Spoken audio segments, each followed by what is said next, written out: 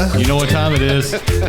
That's what we do in Africa. We podcast in Africa. Well, no, I don't know. They probably don't do a lot of podcasting. I'm sure there's at least one. Black, white, Asian. All sorts of ethnicities do podcasts these days. Yep. Pretty popular. Change towards the goodness. I'm not sure if it creates change toward the goodness. I'm not sure. Some people are just wasting time, and Some people are addicted to this. hey, some people can't stop talking. Yeah, I know. Like a future guest of ours that likes microphones. Yep. We'll gather courage to face our daily challenge. Man.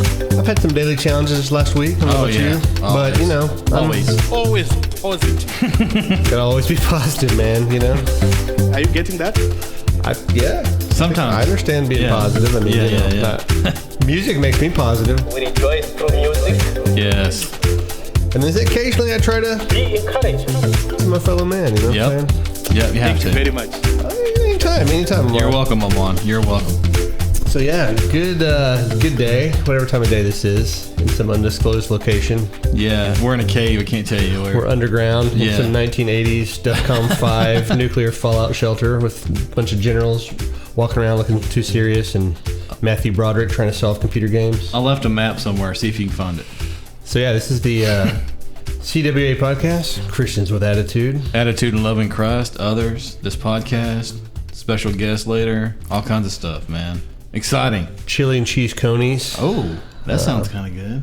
See, I just got to mention food. This guy, that's all you have to do, draw him offside. It's just, mention some kind of food. Offsides, Steve, just bring like a burger up or just like, do you know the Big Mac was better in the 80s or something like that? Yeah. Yeah. So, food is my second favorite subject besides Jesus, Chris, so you know this. And one of your favorite subjects is, how about the Mavs? Yeah, so we're going to talk about what have you been doing lately, Steve, and what have I been doing lately? Watching the Mavs is what I've been doing. Yeah, we just got past the All-Star break. Yeah. You know, football season has officially died. We've strangled that animal out in the field, and Whoa, we did, man. I feel like this season was long, and I thought this was our year, but yeah, I'm glad the Mavs are something refreshing. And then, we got a new player. yeah, I mean, we got Kyrie Irving, which, Man. you know, I didn't know much about his game. You know, I mean, I kind of heard he was a nutcase and all that. Yeah. But after watching his game a little bit, I kind of like the way he plays. I actually like his style and his demeanor. He doesn't like argue and complain too much to the refs. He's Wow. pretty laid back on the court. So on the court, so far so good. And you know, this stretch of the year, we only got like 20 games left, and it's getting ramped up. Yeah. And felt good to beat the Spurs out behind the tool shed the other night because It's always good to beat the Spurs, man. my dad, I love you, Dad, in case you're watching, but he defected. He used to be a Mavs fan. What? And then he moved to San Antonio. Instead of doing what you should do, which is keep your team That happens. and be the anti-guy at the new Yeah, place. yeah. He kind of folded under pressure and became a Spurs fan. Wow. And so like now that they're kind of perpetually sucking for a while and we're getting better, like I'm kind of enjoying it. Yeah. Yeah, because they were good for what, 80 years? Oh yeah, like they were. I feel. It's amazing how like they tanked. They were like one of the first ones to tank to get Duncan? I forget who they got. Yeah. That's where their run started. But they got Duncan back, and they already had the Admiral. Yeah. And it's funny because now they can't figure out how to get any good players. Yeah. So. Kyrie Irving does fit well, and it's also going to be nice to have him whenever Luka get him some break, because he needs some help. Oh, yeah, dude. Yeah, Luka was And we got him help now. So now we should go to the finals, because we went to the finals last year, didn't we? Oh, we lost in the conference finals to get to the finals. But man, to me, it can happen, especially in the West. Man, the West is deep though. There's a lot of good teams in the West, Chris. And I wanted to get back into hockey too, but here's my problem with here's what the Stars do to me all the time. They were like dominating. They were like first in the whole conference. Yeah. And like when I don't pay attention to them, they do great. The minute I start thinking about, okay, I'm going to start dialing in and get back into hockey. Yeah. Then they'll like lose 7 straight games just to like throw it in my face, and I'm like, That always happens. I feel. What's wrong with you people? I'll jump back in closer to the playoffs because they do play better in the playoffs. So. It is a weird time because football's over in basketball. And you're probably a training camp baseball guy. Oh this guy over here. He's a seam head. I'm a seam head. Yeah. Even though I'm a seam head, I get excited a little bit about when it starts, but man, I've never been a fan of any preseason, whether it be football or. So you're an opening day. I'm gonna listen. Go. Holler at me when it's starting there. But it is a weird time there because like you turn on SportsCenter, all the top 10 is soccer. No, nothing against soccer. Yeah. But we need to go to a baseball game. I haven't been to the new stadium. I haven't either. This is like the second or third year. I feel bad. Let's do the podcast during the game. Yeah, we'll just shut up outside, confuse the heck out of Ranger fans. Right. But I've been going through just different stuff on TV since my son was over there, and he gave me his Hulu password and his Paramount password. Shh. Eventually, they're gonna shut that off. But I've been raffling through some shows on there. I watched 1883, which is what's a prequel to one of those Western shows. I don't know. You know me. Like not Tombstone. That's old school. Like with the Yellowstone. That's one it. of the Stones. Yeah, one of the Stones. And it had like Tim McGraw in it and Faith Hill. So good. Really good. It was based in the year 1883. Yeah, I should go back and watch some of those. The 1883 one is really good because it shows you how spoiled we are now, because these guys, like, they're just basically living outside. They were real men. Yeah. We're just like... Yeah, they didn't have air conditioner. My beard makes me look like a real man. Don't be fooled. That's Chris with his Old Testament I cannot beard. build a log cabin. That Old Testament beard you got going on there. If I built a log cabin, it would take like 4 years. Like, my family would die in the fields. Like, they'd be picked apart by vultures before I ever had anything even resembling a functioning house. I couldn't even do the log cabin with the toys when I was a little kid, much less a real one. So yeah. So anyways, but man, we're gonna get into some testify. Yeah, man. Testify. Can't do it as good as you. Yeah. I wanna testify. Yeah, he's got it like the high note up there and everything. Yeah, you gotta throw like crazy Prince voice up in there. Prince. We'll have to get into that someday. We had a whole Prince conversation, falsetto voice. Mm-hmm. No, my testify this week is that I did a new thing leading worship that I had never done before, which is I went to a prison for a prison ministry. Man, I see that online all the time. You know, former worship leader of ours. He'd taken people before. I won't mention the exact prison for whatever reasons, but yeah. But yeah, he would take people periodically and lead worship as part of a ministry there.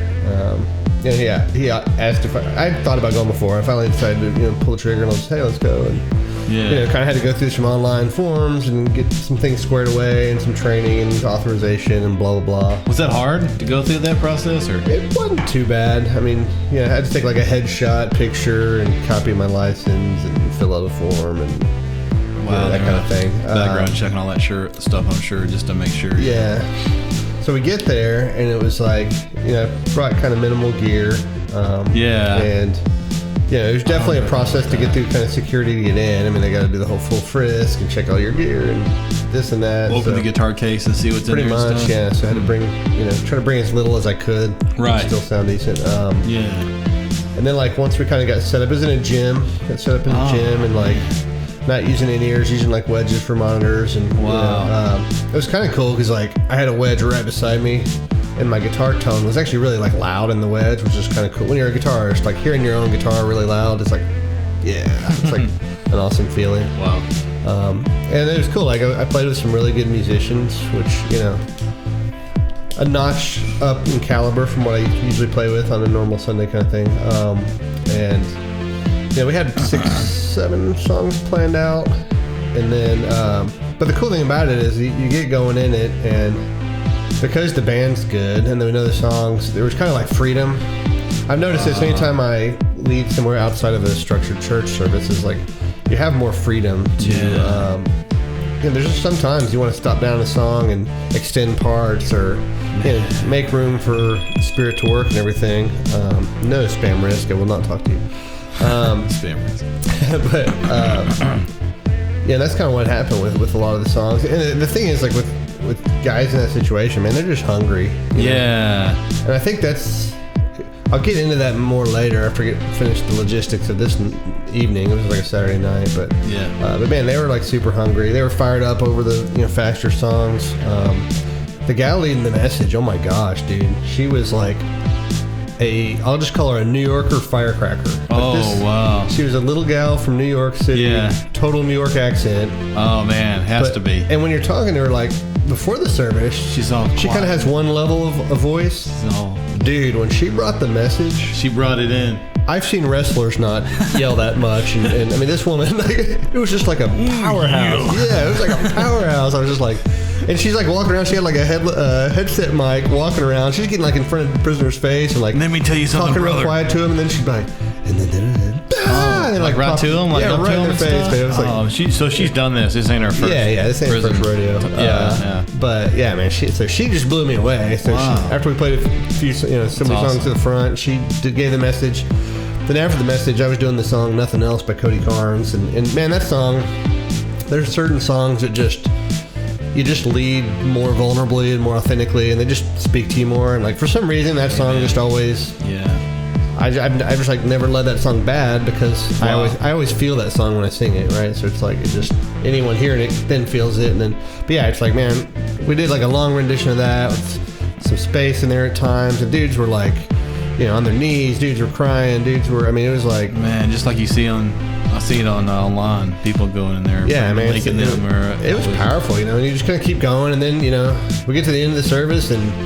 They just want to hear more songs. We just, we kind of did some songs from memory. We did "Great Are You, Lord." We did "Goodness of God." We did "Build My Life." We did, just a handful, just off the cuff. And Just automatically think of Paul, formerly known as Saul, all those times that. yeah, they were praising in prison, man. In Acts, where every time he'd get arrested, he's like, "Well, okay, we're here again. Let's sing again." Yeah, so it was. I mean, it was really cool. For me, it lifted my spirits up. Again, there's just a spiritual freedom leading in that kind of environment compared to church. And that's nothing against church. We'll get more into how to make church more like that later. But it's two different things. But you're just less structured, and you have all the time. I won't say all the time in the world, but you have more time to do that. The other cool thing that I had, just from a guitar perspective, like. My little effects box I brought, it's like cheap. It's like $300. Yeah. And the other guy with us, so the other guitarist there was really great at ambient stuff. I mean, this guy was like, oh man, he was like just this wall of ambience. Like you have a keyboard pad player, but he's not. It's all on guitar, and like he's got like the Helix, $1,000 effects pedal and ambience. That's like kind of like whenever the preacher's like preaching, you're behind it. Yeah, just kind of this background paddy sounds like and stuff. Like a feeling, more of a feeling than it is. Okay, yeah. Yeah, like you're not hearing specific notes. Yeah, you're just hearing kind of like a wall. Yeah, wall of sound. Yeah. So he was pulling that off as wonderful. Wow. But it was the biggest compliment because like afterwards he was like, dude, he was like trying to figure out the like EQ of my guitar tone. He's like, dude, that I want to figure out how to get that sound. That was awesome, So it's like it's kind of like a golfer, like, hey man, how did you get that swing? In your swing? Like, and here I am with my like $600 Indonesia-made guitar and my $300 Chinese-made pedal, and like, felt good. Felt good to win. Yeah, goodbyes. So yeah, anytime you have good guitar sound, like I worship better with a good guitar tone. Yeah. And that's the thing, like it doesn't matter to the congregation to like but none of them know. Yeah. But for an individual like guitarist, or it could be a drummer with the cymbals or whatever, a vocalist with their microphone, it's like when you feel like your tone is like top notch, you like bring it on. Then you like, I don't know, it inspires you more. You play better. You play better. So yeah. And just speaking more to like the other place where I had this kind of experience before was like when we used to go to South Dallas. And worship and lead worship at a little like small church kind of in the hood there by Fair Park and stuff, and that was interesting because when I first said yes to that, my buddy had asked, and I was like honestly nervous because I had never gone in that kind of environment. At that point I hadn't even led that much. This was kind of before I led much at church. I'd been mostly singing backup vocals and stuff, or playing just guitar, and so when I first went there, like and this is a kind of testament to why you should say yes to things sometimes, even when you're afraid and even when you don't feel prepared. Man. Because it's like God uses those things as stepping stones to like for me, like when I first started going on there, and I didn't know what to do because here I was like white guy from the suburbs playing like white CCM music. Yeah. And I'm probably going to be playing in front of largely African American people that never listened to white CCM music. Right. And I really didn't know, like I was like, do they listen to like gospel, old gospel, new gospel? Like and I think when I first went down there, I would kind of try to like pick songs they might know. And it never really like went great because it's like I didn't know them well enough to pull them off authentically really well. Wow. And it just like, I don't know, I've learned in those kind of situations, it was the same thing I've heard the same thing at prison, right? Like I've heard that like if they don't think you're authentic, they don't accept you. Man. In these kind of places. Like, so you have to like be authentic. And so like down in South Dallas, that's what I ended up doing. I basically would take some CCM style songs, but then I would kind of do them in a more soulful, bluesy kind of way. So at least you knew the song, you were in the bass, so change the flavor a little bit. Yeah, so I know the song, but I'm just giving it more of a flavor they would dig. which actually I kind of dig more anyway. Yeah. And then that kind of led me to like learn to really step out and experiment. And for like the many years I went down there, like it was kind of an experiment on how to lead better, right? Like so I'd learn what to say between songs, what to say after songs, what to little improvisational stuff vocally, all that stuff. You're learning. I kind of like just built that slowly. And the cool thing is, some weeks there might be 10 people in the room. Some weeks there might be 30. So it wasn't like this ton of pressure. And so like because of that, then that helped me become better leading at like big church, or I say big church. Our church isn't really big, but our kind of normal Sunday service. Yeah, and it kind of helped build your roots a little bit there. Yeah, and I feel like that's the thing that more people that want, if you're young and you want to learn to lead worship, find spots kind of off the cuff where people are hungry to hear, and they're going to be like generally less judgmental of your musical ability. Go to those spots, man. Dig in, lead worship there. And then then the cool thing is then you get confidence to go in other places. So when we went to the homeless place in Dallas here within the last couple months, that was intimidating because that's like 200 dudes in the room just staring at you as you're setting up. And like, wow. And even prison was kind of less intimidating than that. But I have heard that other people have gone into prison and not been quickly accepted. But man, they just like embraced me and they so I think it's just being authentic, being myself. Yeah, that's the best thing you do. When people are broke, when you go to places with broken people, they don't want you to be fake. They can pick up on that really fast. They don't want like fake, this guy, polished, super Christian guy. And they don't want that crap. Yeah, they want, are you real? Are you broken like us? Yeah. Have you actually met Jesus? Can you show me the way? Wow, that's awesome. It's one of them kind of read the room things. Yeah. Where you're in the middle of a song and you feel like, this song is taking us somewhere. Yeah. Got this bridge here, and y'all just keep playing it and start doing y'all improvising stuff, whether it be guitar. I see you do a lot of the vocal improvising, just taking a phrase or something in the song. I love you, Jesus, and just taking it over and making it here. That's awesome, dude. I was so excited to hear about when you said you were going to do this. I was like, man, that's right up Chris's alley. I'm so glad he's doing that. I'm so glad God put you in that place, man, because it's just adding into your repertoire there, man. And the cool thing, I'll probably be going back. We're probably going back in June, July. They need a comedian. I'll do a set there. That'd be cool. I wonder if they do that. Yeah, I could find out. I don't know. They might let it happen. Oh, yeah, do that. Find that. Give me a gig, Chris, because I might have a gig after this. Being a picnic table with a shirt I'm wearing right here. If you have a ham sandwich and a wooden table, just throw that dude down and go to town. Anyways, that's great, dude. Man, definitely. I'm so glad you went to that for sure. So, what do you want to get into now? We get into we do. Sometimes we do this thing, little Mount Rushmore action. I'm glad you said it this time, because just like in Bible study, I'll let you lead off and get all the hard words out the way. He has trouble with Rushmore. I don't know why, but like Scooby Doo. Rushmore, Mount Rushmore. Yeah, so if you don't know what Mount Rushmore is, it's a mountain with 4 presidents on it. And I've seen the pictures where on the other side they have their butts sticking out. No, I'm kidding. Yeah, I've seen those pictures too. Yeah. But no, it's just kind of like picking your best 4 of some category. We've done several things before. We've done one-hit wonders. We did favorite guitarist, different stuff. So this one, we were thinking of classic video games. We come from the era, that kind of transition. Man, we went from Atari to Super NES to Sega to on and early on. PlayStations, Dreamcast, the early PlayStation 1 and 2, Dude, Dreamcast. We might have to have a whole another conversation about Dreamcast and the cool controllers for playing Madden. But anyway, so we'll get into like our top 4 games. I'm willing to, I'll qualify my list, and then you can give your list first if you want, but I can qualify my list.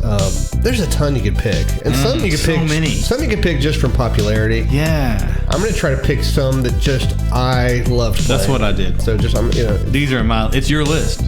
Yeah, it's your Mount Rushmore. There could be a trillion, and we can throw in a few honorable mentions. Just don't spend a whole bunch of time on that. But so man, give me your Mount Rushmore games. So I'm gonna go. First one is WWF Royal Rumble 1993. Whoa! I even did some research, y'all, and looked them up this time. Yeah, Royal Rumble 1993 was on Super Nintendo.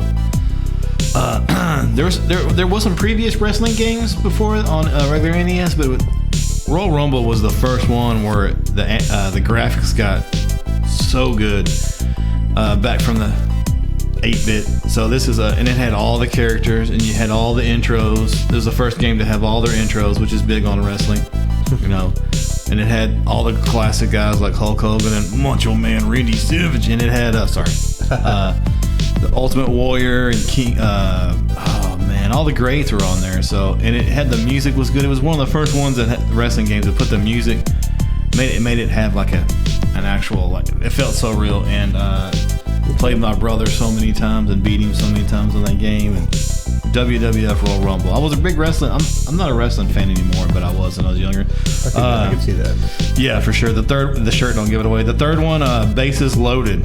I'm a seam head. We went over that, and I still play video games today. My favorite game is MLB The Show, and Bases Loaded came out in 1990. And it was once again the first video baseball game that felt like real baseball. It had the real names, and it had like an announcer, and it had the view from the pitcher, and the bat sounded real. It was like the first one that, you know, came out that was like, felt like, oh, this is real baseball. This is awesome. So that was number 2. That was number 3. Number 2, man, I can't have a list without Tecmo Bowl. I would have put money that was going to be on your list. Yeah. The original one came out in 87, right? But then with stats over here, I don't have stats, so. Yeah, that's stats. I did homework. Awesome. I'm trying to feel good. I'm trying to make. Yeah, came out in 87. They had Bo Jackson. You couldn't tackle him. Remember, you get the Raiders. You just kept hitting. Now you can go anywhere. The Cowboys were horrible on there. They had like Danny White. The 49ers had Joe Montana and Jerry Rice and Ronnie Lott, Roger Craig. The Giants had what was the awesome defensive player? Lawrence. Yes. Lawrence. It had Lawrence on there. You could sack the quarterback every down, set, hut, sack. Anyways, Tecmo Bowl and Super Tecmo Bowl that came out in 91 was great too, which is like an upgraded version on the SNES. It had Michael Irvin and like, once again, it was the first football game that actually had like the real players and the real, like, you could choose like 5 plays. The last one, man, I don't know how anybody can make a top 5 game list and not have Super Mario World on it. Yeah, I was starting to question you from our age prior to this. Yeah, from our age. But I'm gonna go. If I'm gonna go with all if I'm gonna pick one out of all those, I'm gonna go Super Mario Land on SNES. It came out in 91. That was the first one that had like the map, where like a big map where you could. It was huge. You know, Mario 1, 2, and 3 on NES had just, 8 levels, 7 levels, and there wasn't really a map. It's just like you finished one, you win. You finished one, you win. This is the first one where you can actually like go on a map. I think, well, actually, Mario 3 had that, but this one was the first one. You had the cape, you fly through the whole thing there. So, yeah, Super Mario. I'm gonna go World, and it had the best music ever, any video game ever, right?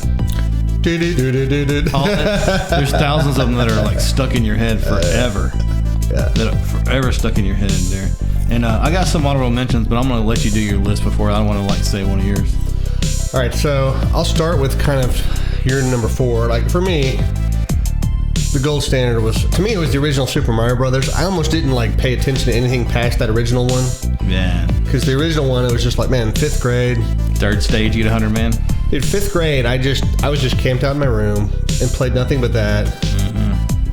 I want to say that might have been like my introduction to Iron Maiden. So it was between playing Mario Brothers and running around thinking I was Bruce Dickinson with a yardstick, singing like Iron Maiden. But man, I would just play that forever. Yeah. I mean, it had the cool like 2D format, the jumping, the bouncing on the mushrooms, the sound effects. Yes. You had the boss. I don't know like how big bosses were before that point. Right. But, you had the kind of end of the level kind of boss kind of.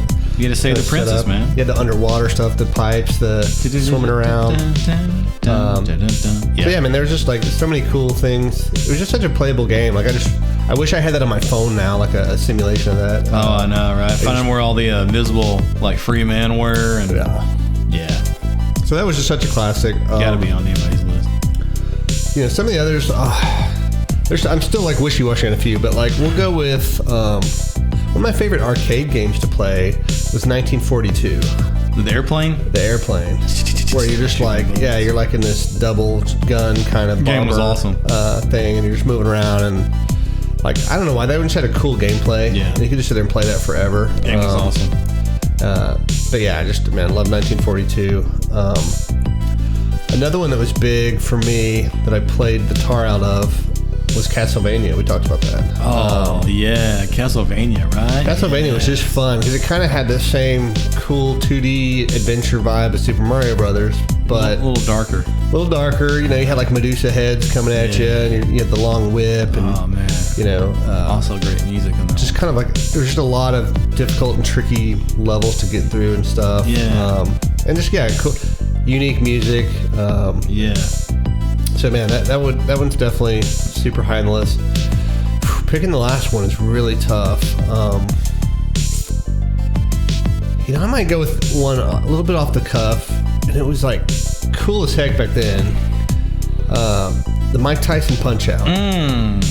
Mike Tyson Punch Out was super cool. I was wondering if that was going to make on the list. 00737359963. That's the code to Tyson, by the way. Yeah, there's I still remember it.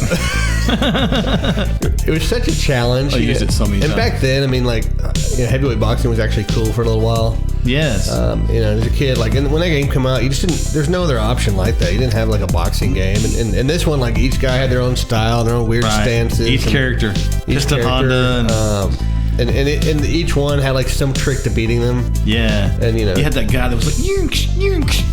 And you know, back then, like, we didn't have the internet, so you had to kind of like find out from buddies. There. You know, like, hey, how do you beat the guy from Turkey or whatever? Like, I don't know. You go to someone's house. How do you beat Piston Honda, or how do you beat Soda Pop Lewinsky was one of them. Yeah, so that one... the Sandman was one of them. I still remember all their names. I just felt like I had to spend a lot of time on that game. You did. It was hard. It frustrated you enough to want to just keep going at it. And to this day, dude, I still don't... People say, yeah, I beat Mike Tyson. Show me. I never saw anybody ever beat Mike. He hit one punch and you're done. All right, so yeah, give me your honorable mentions here. Mike Tyson was on there. Excite Bike? Ah, that was cool. Yeah, I was a fan of that. You can make your own tricked up track. Yeah. Oh, that was cool. Hey, great music, by the way. Let's see, we got Sonic the Hedgehog. Yeah, I mean, classic. Mortal Kombat. Yeah. Street Fighter 2. Yeah. Come on, there's 1,000 characters from that on all those. And then I don't know if it's considered classic, because I googled it and it came out in 2002. But Grand Theft Auto Vice City was on PlayStation 1. I mean, for people, it's another classic era. Just different eras. Vice City, Grand Theft Auto, on 2002, and that's what put all the codes in and have all the cars and drive it around. I think that's before it got too overcomplicated. I think the Grand Theft Autos now obviously are way too much going on down there. That was when it was still kind of basic, and it was about the cars and not about shooting everybody up and all that good stuff. So, but yeah, I mean, you're not a Zelda guy? Not really, man. I know I played it some, but it had a different vibe. It wasn't. I don't know, man. You had to be really into it to like stay into that game. Like, I wasn't. I think most of those people were like Zelda, right into Dungeons and Dragons. They kind of like, I didn't really get into Zelda. I thought it had cool music. Yeah, you have to be into that kind of RPG kind of, which I wasn't always into that. Yeah. For me, like, some of my big ones, Kung Fu on the original. Was it Kung Fu on the original Super NES? Yeah, I forgot about that one. Wow. That was awesome. Yeah, that one was really fun. I completely forgot about. Yeah, so you open this. I think that came with like Duck Hunt or something. You had to like, with the gun. Duck Hunt was kind of cool. Yeah, you came with you open this wormhole and now there's gonna think of 1,000 videos. So like, and then in the same era of Castlevania, I mean, you got Contra, which was cool. Up, down, back, left, right, baby. Double Dragon, which like was one of the first 2D, like where you could play with a buddy and kind of kick butt together. That was the first one, you could together, Skater Die 2, I remember, was awesome. That was the first skating game. Yeah, that was a good one. I love Skater Die 2. I mean, going all the way back to like Atari, Pitfall was kind of cool on Atari. Oh, we had to swing through the thing there. Yeah. I played a lot of California games on Nintendo, which was like the hacky sack and the my other skateboard. My other favorite arcade games, Miss Pac-Man, way faster, way cooler than regular Pac-Man. So Miss Pac-Man was great. Galaga was always in the mix because it was always there with, anywhere that Miss Pac-Man was, you had Galaga.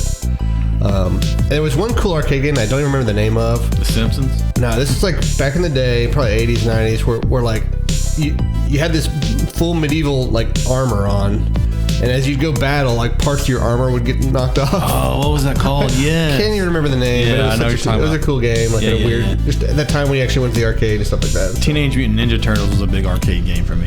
Yeah, that was big. Yeah. People go to arcades anymore? I mean, now they got those like Nickelmania. Or like, I mean, now they've kind of turned them into adult things where it's kind of like a bar that happens to have free arcade games. So right. Maybe we should go hit that up sometime. We should do report that. back. Yeah. We'll have to testify about playing little games. There we go. So yeah, man. After that, getting back into kind of spiritual conversation. Yeah, let's do that. I'm always in for a spiritual conversation. Hey man, have you heard of the Asbury Revival? Man, I have. Yeah, no, I've been following it. As soon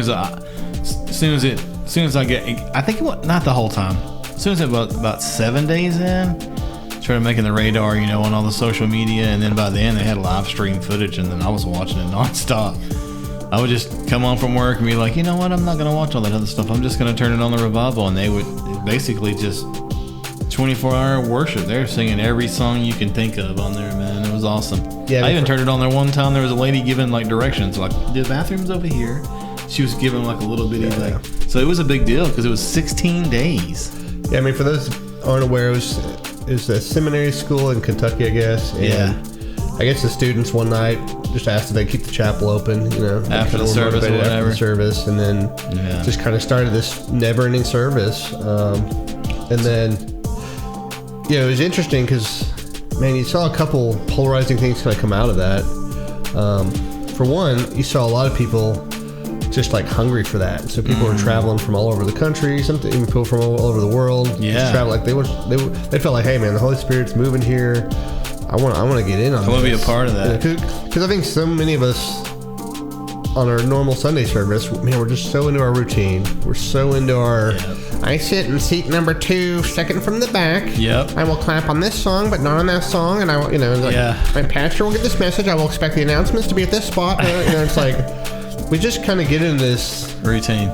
Sometimes we're so far from the early Acts church, and I think when you see stuff like this, you're like, now you know them trying to get out there for the Cowboy game. Yeah, like when you recognize and retouch into hunger for God, like when we connect to that, like that's when powerful things happen. When people like set themselves aside long enough to actually be hungry for God, Man. And I don't know if it happened because at a younger, with younger people. Yeah. I'm personally hoping for a young person revival because we're in this kind of jacked up. I mean, not that the world hadn't always been jacked up, but we're at this phase where just everything's morally out there, everything's on the table, everything is allowed and goes society-wise. Everything you do. And I feel like there's gonna rise a generation that's gonna see the emptiness of that. Man. It tends to happen. Like you even see it biblically in the Old Testament. You'll see cases where, some guy, I don't know, like Hezekiah might have been one who his father like was totally corrupt and went away from God's ways, and then but then the younger generation came and said, no, like there's something wrong with this. We need to go back to God's ways, And I feel like, I'm hoping things like this will keep happening to where, young people just get hungry for authentic, experiences with God and not just canned, polished, mega church package productions. Right. I think that's what blew a lot of people away too. Is that like this was going on without fog machines, with no lights, with no super polished worship team. The drummers just hanging from the ceiling and everything, like you always talk about. No little drummer boys on wires up in the ceiling. It was basic as can be. Yeah, just come and worship. Yeah. At 3 a.m. They were worshiping, man. That's awesome, Dave. And what this also brought out, it brought out the crowd that I'll lovingly call the Christian critic crowd, which is the CCs. Yeah, which is kind of like there's people within Christendom. Some of them have podcasts, some of them have YouTube channels, some of them are just like us on social media, whatever. And they just something comes along that they jump on it. They jump on it to try to tear it apart and like, they're phony. They're this. A lot of people talking about they were too white. It just happened to be a lot of white people there. Like, okay, well then let's do it at a black church. Let's do it. I mean, I saw all this hate too. There was also saying there was too many females up on stage playing guitar, and it's like, I mean, some people, the whole female leadership thing, which that's a whole complex discussion. There's not an easy answer to all that stuff, but I think at the end of the day, we got to set aside our little like bickering over the details. Yeah. Like, it feels like we should just be happy that like, hey, somewhere people got excited about God for a while. Yeah. Like, is there really a downside to that? No. Is there, No. you know, and the question is, like, how can we get our regular churches more like that? You know, what can we do, Man, to, you know, and I know, like, from leading worship at our church, you know, I'm trying to push us more toward, and our pastor wants to push us more toward where spontaneous things could happen. You know, now it's tricky right now because we're in a very small time slot, and another church comes in after us, so we don't just have all day to be there. But it's just, and even trying to teach like younger worship leaders, like, you know, you have to kind of practice. You have to practice, fill in the room. You have to practice saying things spontaneously, worshiping spontaneously. Like, that doesn't really come natural to people. Man, it does to you, I feel. And even like the congregation, like, it doesn't come naturally to them. So there's like a slow process that has to happen, right? Like, it has to come from the leadership, has to be okay with it. Mm-hmm. Then whoever's like leading worship would say, then they have to kind of start initiating these things. Yeah. And at first, nobody's going to be following them except for themselves, and that's okay. Like, you do that thing, but then eventually, like layer by layer, people become more comfortable with it, and then eventually, like, you know, because I'd love to see when we play certain songs, I'd love to see people just come down and kneel before the altar, kind of like happened in prison. Like, come down to the altar, kneel, cry, pray, have someone pray for you. Like, I know in our church we've struggled with getting people that expressive, you know, because nobody wants to be the first one. Yeah. Here recently we've had a first one. If you've noticed that, have you noticed that? But to get everybody to do, I think it's almost, oh man, I guess maybe me coming new into this. There's been times where, like here recently, where I wanted to go down there too. I don't know. I think sometimes people are like, don't want everybody to look at them and think, why is Steve going up there? What's he got going on? What's going on with him? And then, you know, that you're leaving yourself open for It's like we talk about the critics of the Asbury thing. I mean, like, it's hard to. We all assume that someone's going to be critical because they're going to either think, what's going on with Steve? They're either going to think, well, he's got some major issues. He's way more jacked up than me. It could be they're going to think he's one of those overly zealous people. They could even be real cynical and say, well, he just wants to get attention, and I thought about that make too. it all about him. Yeah, I thought about that too. It's like, man, I don't want people to think that get attention, and that's sad. Like, it is, because you see biblically, you see David just dancing almost naked. You see people. I mean, when Jesus was coming through crowds, people didn't hold back. They're screaming, "Son of David!" I'm the blind man over here, help me! They didn't know. They weren't worried about what people were thinking about them going up. Yeah, it's true. Yeah, and I just I wish I could do it more, but it's just I have to do it on off weeks, and then have the confidence that those leading can take people to that place even when I'm not there.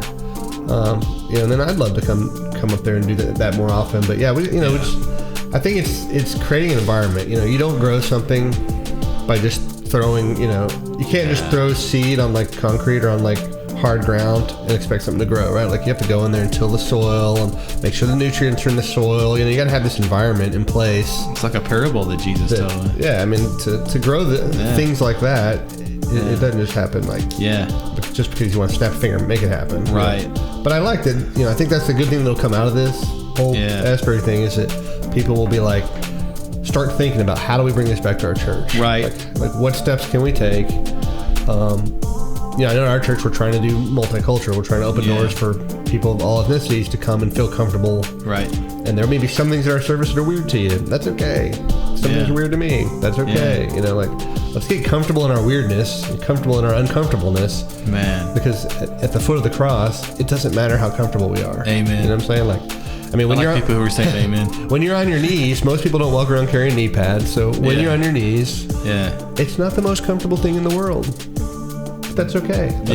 That's where we meet Jesus. 16 days they did that. Could you imagine, Chris, you going to church for and then all of a sudden, wow, we got to pull out every song. We got to pull out. Dude, you better have an iPad with 300 songs. Calling Romo. Oh, I'm sorry. Calling Romo. We're getting more extra drummers. You'd have to quick. Yeah. And sometimes that's how my brain thinks. Is man, they had to start, I mean, that's my biggest barrier, is I'm a details and logistics kind of guy. Yeah, me too. So when I don't have rather that than just away, letting it flow and just letting it happen. that gets me in conflict all the time with the Holy Spirit. Yeah. Because I feel like we got to have plans and human Yeah. plans and swear this away and blah, blah, blah. Yep, And so, yep. I'm the same way, man. whereas our pastor just flies by the seat of his pants and he just Nah, he prepares too. He prepares too, but then again, he does prepare. But then he is, I've had one-on-one conversations with him, telling me, man, you're over. Just relax. Yeah. We're here for Jesus. We're not here for, to have your everything go A, B, C, D, E, F, G like it's supposed to. It's not supposed to be that way. So, amen, brother. yeah, amen. get that 60 song set ready, Chris, just in case is what I'm saying. Yeah. Let's do it. Get your revival on. Get your revival. I'm in. I'm down. He's down. I'm down. Right on. Get back into this Mount Rushmore again. We're going to loosen it up. Loosen it up. Got a little serious on you. Going to bring it back to silly. Bring it back to silly. We do another Mount Rushmore just because, I don't know, we got to get through all these. We got to get through this.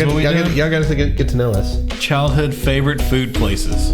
Childhood favorite food places. These are places your parents took you. Yeah. You demanded to go. You begged to go. Yeah. And there could be a variety of reasons why. Yeah. I did notes again, Chris. Are you proud of me? Yeah, and I didn't. See, I did homework. He's preparation guy. I'm fly by the seat of pants. Think at the last minute. I need to get, honestly, that's why we do well, because I need to be more like you and just kind of fly by. Well, I'm not naturally a fly by. Yeah. So I'm out of character right now. It's that beard, man. Yeah, you gotta live wild when you have a beard. All right, top 4. Childhood favorite food places. All right, I think we kind of talked about this off air a little bit. Number 4, man, Long John Silver's was a big player in mine when we would go there.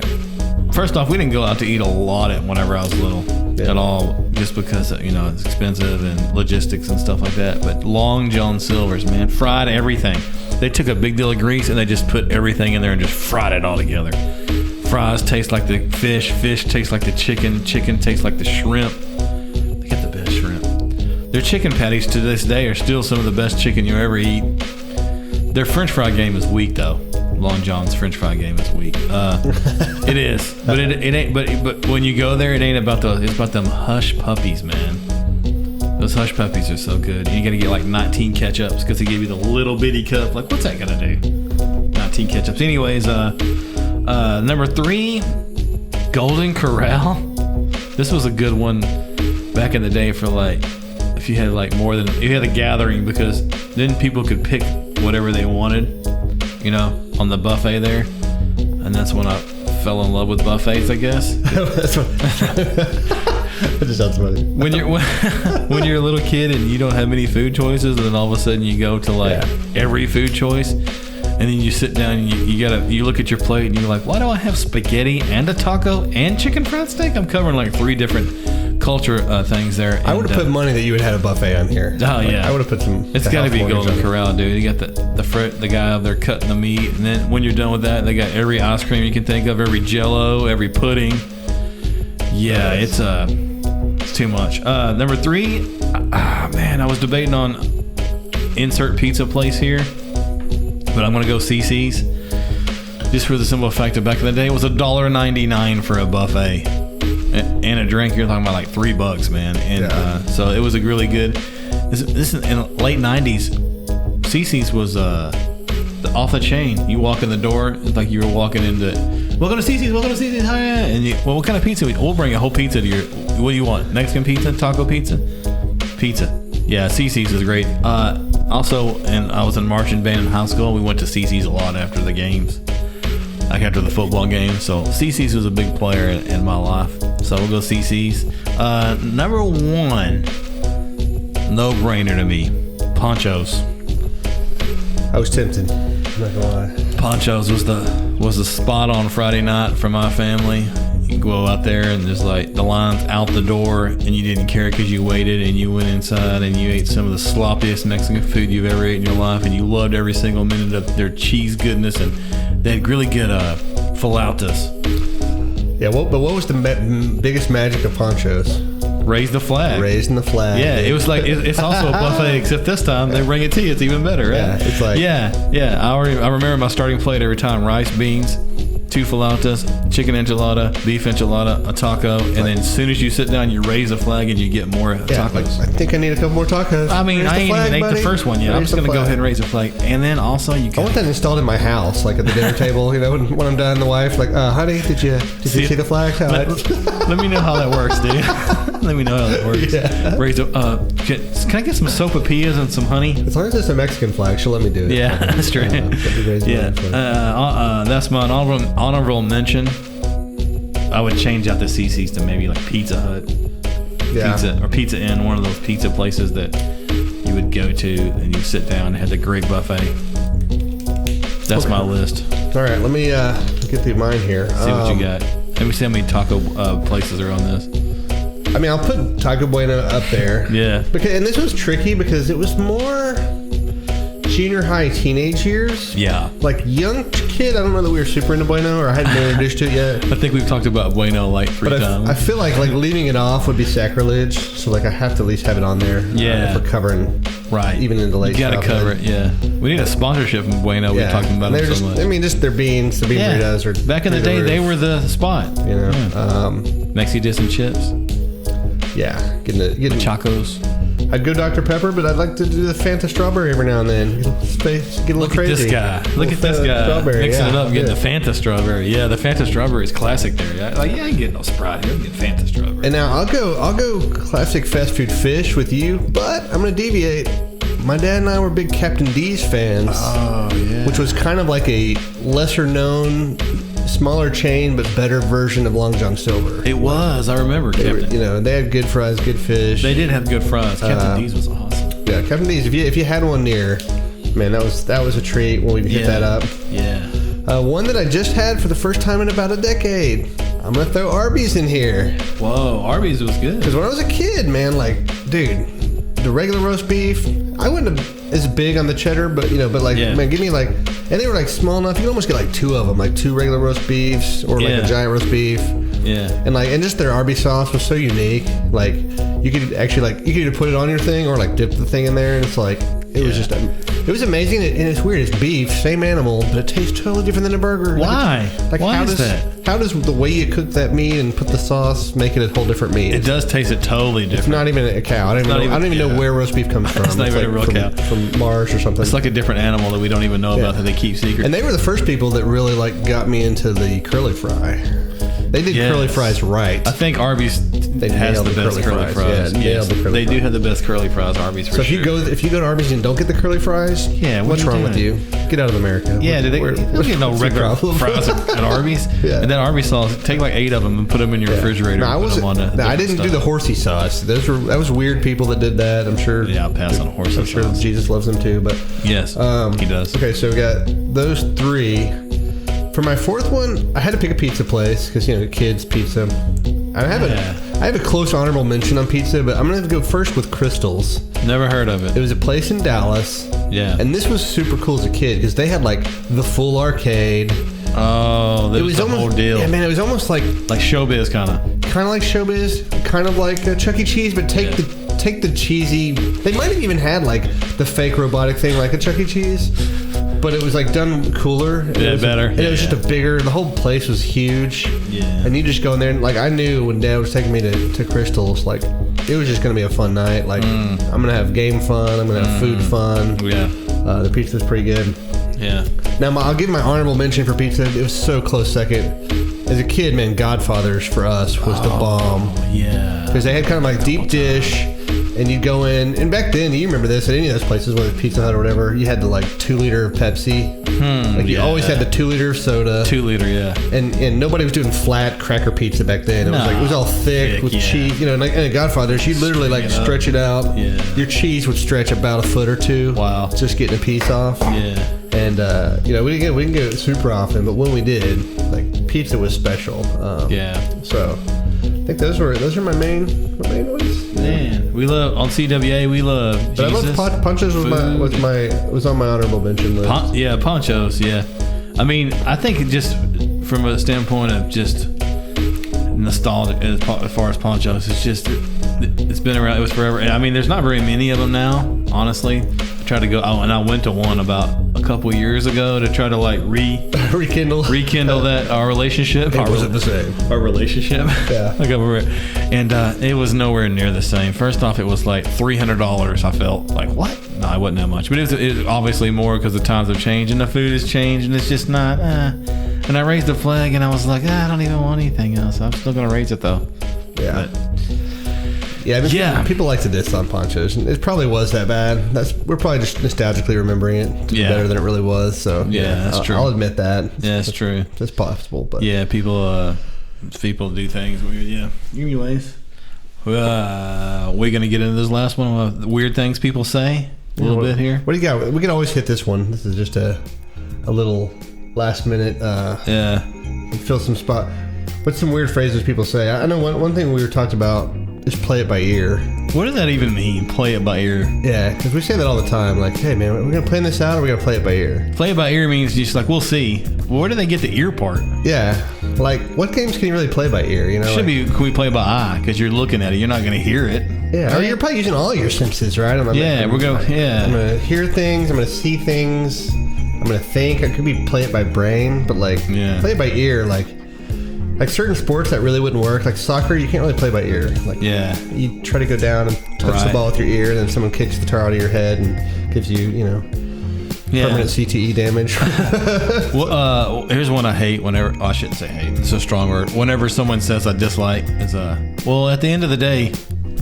Yeah. At the end of the day, what? At the end of the day, what does that mean? Why do you reserve all your content for the end of the day? Like it's been the end of the day for how many years now? Well, at the end of the day, it is what it is. So early in the day, is it different? Yeah. Is it like it is what it is what it is. It is what it is at the end of the day. Basically, I don't really know what you're talking about. Just deal with it. It is what it is at the end of the day. It's always the one I've always thought. What does that even mean? Yeah, one of my wife's favorite ones that I used to say all the time was, well, to be honest with you. Well, you're not being honest with me the rest of the time? She'd be like, no, lie to me. Like, why do you have to tell me to be honest with you? Like, there's 1,000 of these, man. There's more than one way to skin a cat is one of them. Yeah. Well, who did this? Was there a guy like, you know what, give me 9 cats. Yeah. I'm going to skin this one this way, this one. Man, there is more than one way, I guess. What kind of psychopath is sitting there figuring out ways to skin animals? Like, yeah. All right. I could see it if you're talking about like hunting animals. Like, okay, skin a fox or a deer. But a cat, you're kind of a psychopath, and we just accept that phrase. Just what about this one? I know I have 1,000 of these in my brain. We're gonna knock 2 birds out with 1 stone. Well, who thought of that? Was there a guy like in his backyard and he was like, you know what? I'm gonna throw this stone here. And he's like, these 2 birds have been bothering the tar out of me. But unfortunately, I live in an area where we only got 1 stone in my yard. Yeah. So I got to figure out how we're going to do this, Fred. We got these 2 birds that keep stealing our food out of our garden. So this is how it went. Wait, let's line them up. Make sure. Yeah. Okay, make sure he's behind the other. I'm going to skip off the first bird. Yeah. And hit the other one. Hey, look, I got it. From now on, whenever we do 2 things at one time, I'm going to reference this saying, 2 birds in 1 stone. And then I'm thinking, like, isn't somebody down the street going to try to one-up them? Well, I can hit 3 birds in 1 stone. Yeah, I guess nobody ever did. Nobody's ever hit 4 birds. You know what? I'm going to go ahead and hit 4 birds in 1 stone and knock all these errands out, and I'll be right back. I mean, if you had a bunch of birds sitting in a small area, theoretically, you could go up top with a boulder and just, like, take out about 20 birds. That would be 20 birds in 1 stone. No one ever thought about that. Yeah, at the Walmart parking lot, when the birds crows or whatever, like the creepy Walmart time of the year when birds just flock there. By the way, why do they not do that at Target? What about this goat? What about this goat saying? Yeah. How are you doing? Oh, I'm doing good. I lost train of thought because I tried to be too smart. I know what it is. How's it going? How are you? How old are you? I'm 45. Oh, I have socks older than you.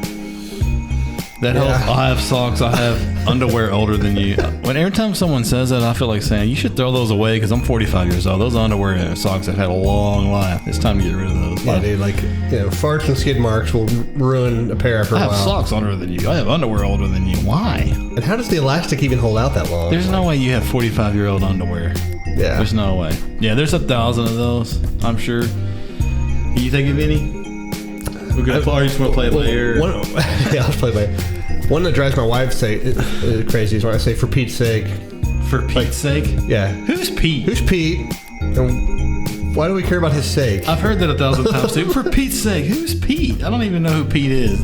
Which I feel like that's one of those ones. It's one of those replacements. It's kind of a replacement for when you become a Christian. You try to take the things that God phrases out. You know. Oh yeah. Like otherwise, I might say like for the love of God. Yeah. For the love of God. You want to change it to something else. I think I've even used for the love of Pete before. Again, I've always tried to bring Pete into this.